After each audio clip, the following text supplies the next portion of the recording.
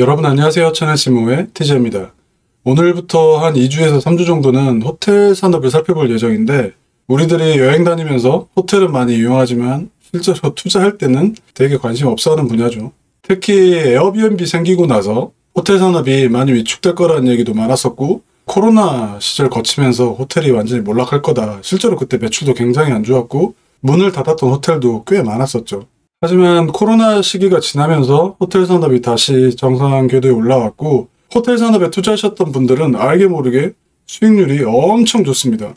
저도 지금 호텔 산업에 투자하고 있는 투자자 중에 한 명인데, 호텔 산업에 대해서 잘못 이해하고 계신 분들이 너무 많은 것 같아요. 가끔씩 나오는 호텔 관련 기사들을 봐도 기자분들이 여전히 호텔 산업에 대해서 오해하고 있는 것들이 있구나, 또는 다들 90년대 상황만 생각하고 그 이후로 벌어진 일들에 대해서는 자세히 모르고 있구나.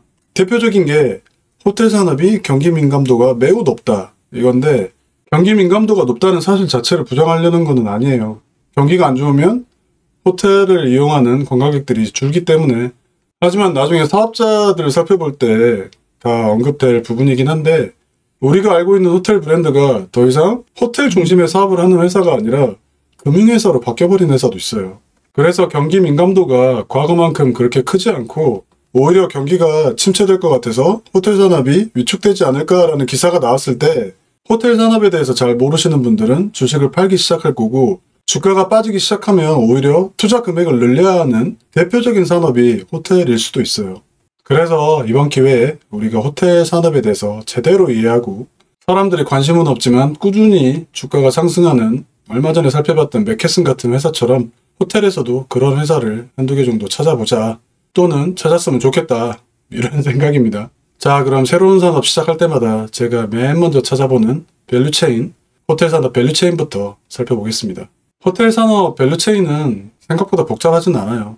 여기 보시면 처음에 돈 있는 사람들이 부동산 부지를 개발하거나 건설사들이 호텔을 짓죠. 이렇게 호텔 건물이 올라가면 호텔 건물을 소유하는 소유주가 있을 거고, 소유주가 호텔을 직접 운영할 수도 있고, 그게 아니면 글로벌 호텔 브랜드에 운영을 위탁할 수도 있죠. 그리고 소유주로부터 운영 위탁을 받아서 호텔을 운영하는 이 회사들을 브랜드 관리사라고 그러고, 여기에 포함된 업체들이 우리가 알고 있는 하얏트, 힐튼, 메리어트, 이런 회사들이에요. 그 다음에 우리 같은 소비자들이 호텔을 예약하는 예약 플랫폼이 있을 거잖아요. 이들을 유통사업자라고 하고, 소비자들이 호텔을 사용하고 나서 리뷰나 후기를 작성하는 이런 또 사후관리 쪽 사업자들도 있어요. 그리고 브랜드 관리사와 협업을 하는 후방 공급망 업체, 현장 운영 및 서비스 업체들이 있고요.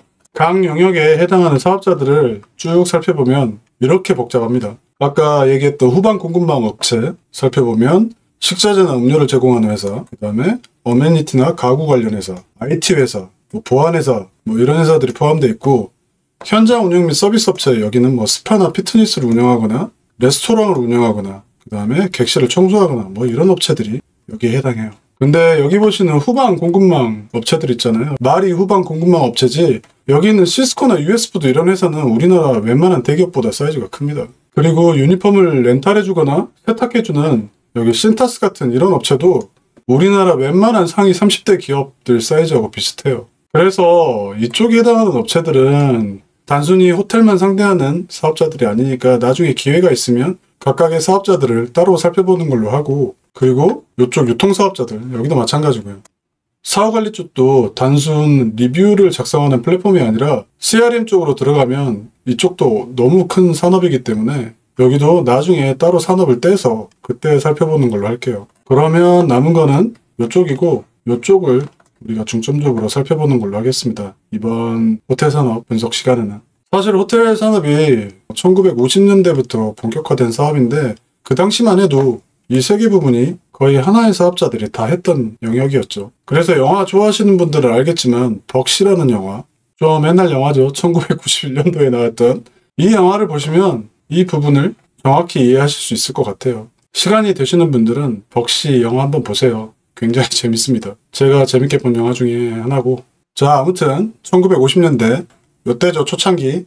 요 시절에는 메리어트, 힐튼, 하얏트 이런 브랜드 운영사들이 모두 호텔을 소유해서 운영을 했었는데, 이 당시만 해도 호텔 사업자들이 부동산 개발업에 가까운 그러한 상황이었어요.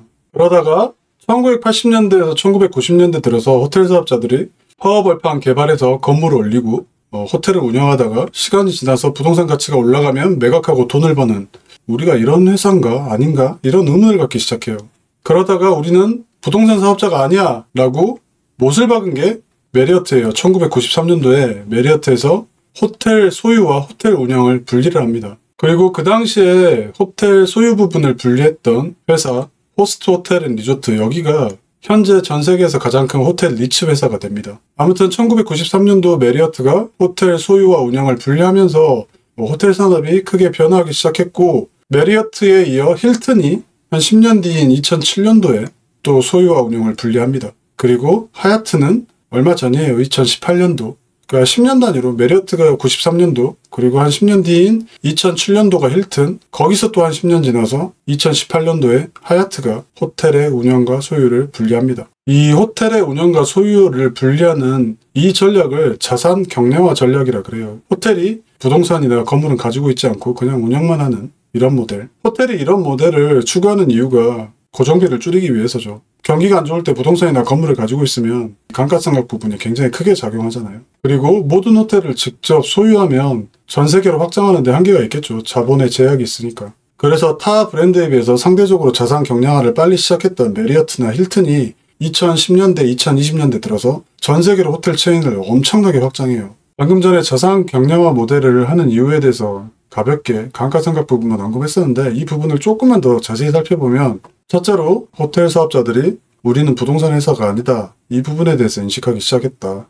그 다음에 금융 환경이 변화해서 호텔 리츠가 나오고 블랙스톤 같은 대형 사모펀드가 호텔을 소유하기 시작하면서 호텔 브랜드 사업자들은 호텔 운영에만 최선을 다하면 됐다. 그 다음에 글로벌 시장으로 네트워크를 확장하는데 모든 거를 다 가지고 있으면 확장 속도가 굉장히 느리죠. 아까 말씀드렸던 자본의 한계 때문에.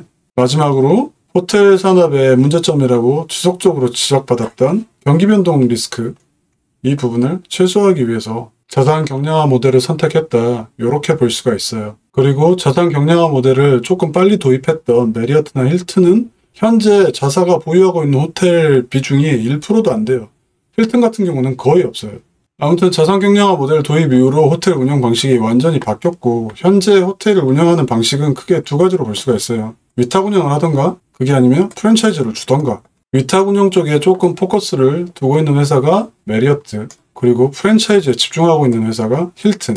각각에 대해서 살펴보면 위탁 운영은 말 그대로 운영을 대신 해주는 거예요. 호텔 소유주가 메리어트나 힐튼 같은 글로벌 호텔 브랜드를 찾아와서 위탁 운영 계약을 맺으면 글로벌 호텔 브랜드는 기본 수수료를 먼저 책정을 하죠. 그리고 우리가 당신 호텔을 대신 운영해 줄 테니까 운영을 잘하면 나중에 성과 수수료도 우리한테 지급해, 이런 조건으로 계약해요. 반면 프랜차이즈 같은 경우는 운영에는 전혀 관심이 없죠.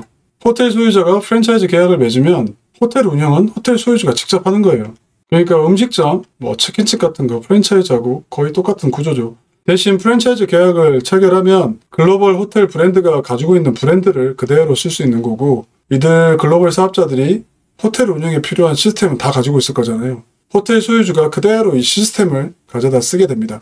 글로벌 호텔 브랜드를 사용하고 시스템을 활용하는 대가로 가맹비, 로열티, 분담금 이런 형태로 지급을 해야 되고요. 글로벌 호텔 브랜드 운영사 입장에서 봤을 때 운영 위탁 계약을 체결하면 경기가 좋고 호텔 매출이 늘어나면 늘어날수록 수익은 훨씬 커지게 되겠죠. 반면 여기 프랜차이즈 계약은 프랜차이즈 계약을 체결한 호텔 상황과는 상관없이 기본적으로 보장되는 수익금이 꽤 높은 편이죠. 이런 계약 구조 때문에. 다만 프랜차이즈들은 소유주들이 직접 호텔을 운영하다 보니까 호텔마다 서비스 편차가 발생할 수가 있어요. 같은 힐튼이나 같은 메리어트 브랜드를 달고 있음에도 불구하고. 그래서 프랜차이즈 계약을 맺은 호텔 하나가 운영을 잘못했다 그러면 전체 브랜드가 훼손될 위험이 있죠. 반면 위탁 운영 같은 경우는 기본급에다가 성과급을 또 받아가는 이런 구조잖아요. 그래서 운영을 잘못했다 또는 경기가 안 좋아서 호텔 매출이 줄었다, 이럴 경우에 호텔 브랜드 운영사의 수입 자체가 줄어드는 또 그런 위험이 있는 거죠. 아무튼 이런 내용들은 제가 이 페이지에서 자세히 기록해놨으니까 시간 될 때 화면 멈추고 천천히 한번 읽어보시면 될 것 같고요. 여기까지가 2020년까지 호텔 산업 내용이에요. 글로벌 호텔 브랜드들이 자산 경량 하나만 보고 열심히 달려왔는데 그 이후로 특히 코로나 이후로 각 회사의 전략 방향이 세부적으로 굉장히 차이가 발생합니다. 그래서 다음 시간부터는 각 회사별로 전략 방향이 어떻게 다른지 살펴볼 생각이고 오늘 영상은 여기서 마무리하겠습니다. 오늘도 시청해주셔서 감사합니다.